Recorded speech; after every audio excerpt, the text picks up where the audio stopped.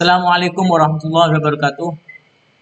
Oke, anak-anakku sekalian, pada kesempatan kali ini kita akan membahas materi berkaitan dengan filter data. Nah, apa yang dimaksud dengan filter data? Filter itu adalah menyaring. Kalau dalam bahasa Inggrisnya filter itu menyaring. Atau bisa diistilahkan dengan kata lainnya itu adalah mengelompokkan. Nah, sekarang bagaimana penerapannya dalam pengolah angka ini? Nah, yuk kita pelajari bersama-sama. Langkah yang pertama yang harus kita lakukan adalah kita cukup memilih kolom judulnya saja, ya, dengan mengatur judul kolom yang ada di tabel ini, maka kita nanti bisa memfilter data pada masing-masing kolomnya, ya.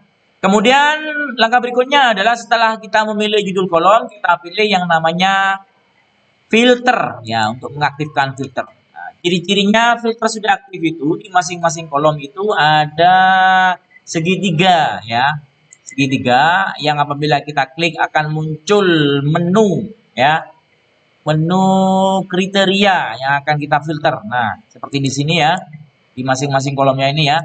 Oke.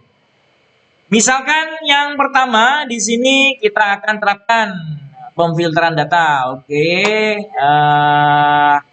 misalkan di sini saya akan menampilkan nama siswa yang memiliki huruf awal berawalan S. Saya akan menampilkan nama-nama siswa yang memiliki awalan huruf S. Ya, kita klik di sini.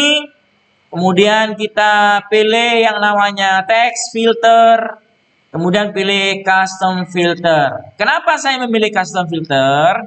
Karena pada custom filter ini opsi-opsi menu atau opsi pilihannya itu lebih lengkap, lebih banyak.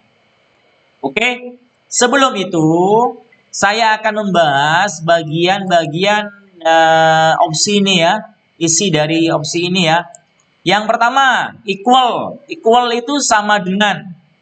Ya, kalau dalam matematika itu equal itu sama dengan. Doesn't not equal. Tidak sama dengan. Ya, jadi misalnya A sama dengan 1, B sama dengan 2. Misalkan jika A tambah B, maka sama dengan 3. C sama dengan A tambah B misalnya. Sehingga C sama dengan 3. C diperoleh dari A tambah B. Maka C hasilnya adalah 3. Oke, seperti itu ya. Kemudian is greater than. Jadi lebih besar dari. Ya, lebih besar dari. Dalam matematika itu lebih besar dari. X lebih besar dari 80. Berarti kalau nilai 120 yang X itu berarti adalah nilai-nilai yang berada di atas 90. Misalkan 1 juta, 200, 300 kan yang penting nilainya di atas 90. Maka yang itulah X. Jika X di yang ini kemudian is greater than or equal to, maksudnya bagaimana? Ini lebih besar atau sama dengan. Contohnya misalnya X lebih besar dari 75.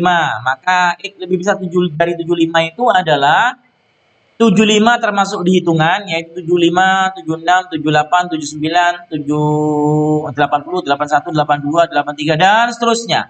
Ya, beda dengan yang di atas is greater than. Kalau is greater than itu misalnya lebih besar dari 75, maka yang dihitung adalah 76. Sedangkan yang ini 75 juga akan termasuk dalam hitungan, ya. Lebih besar atau sama dengan, ya. Kemudian is less than, lebih kecil dari. Ya, lebih kecil itu misalnya X lebih kecil dari 80. Maka lebih kecil dari 80 itu adalah 79, 78, 77, 76, 75 misalkan ya. Jadi yang lebih kecil dari 80 itu adalah 79, 78, 77, 76, dan seterusnya sampai ke bawah.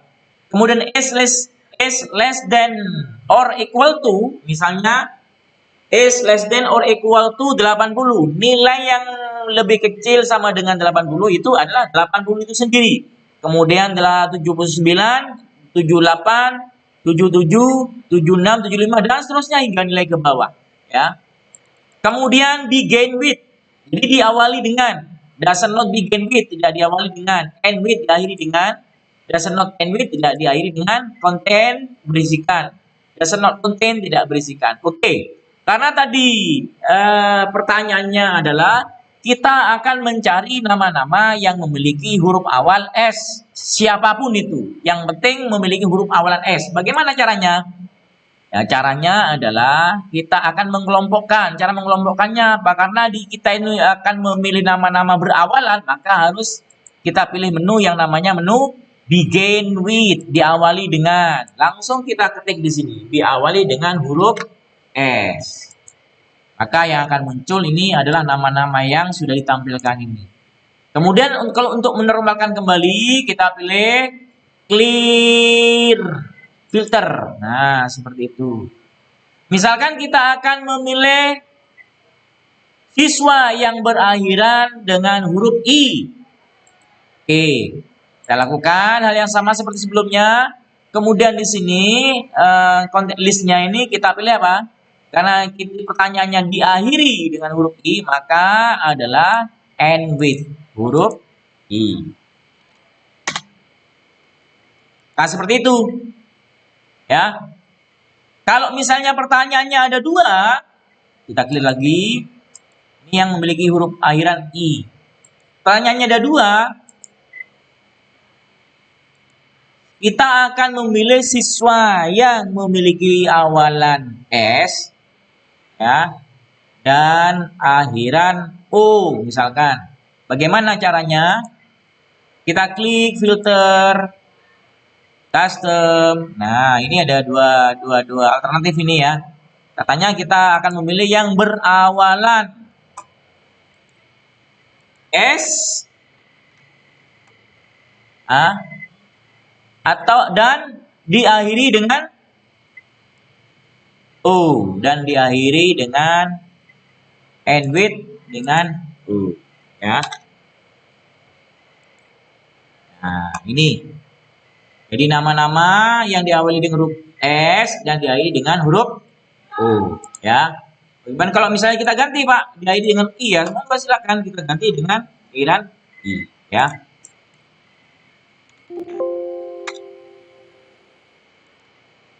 Nah, ini yang akan ditampilkan. Kemudian hal yang lain, ya. Misalkan saya akan mencari siswa yang memiliki huruf, nama-nama siswa yang memiliki huruf D, misalkan.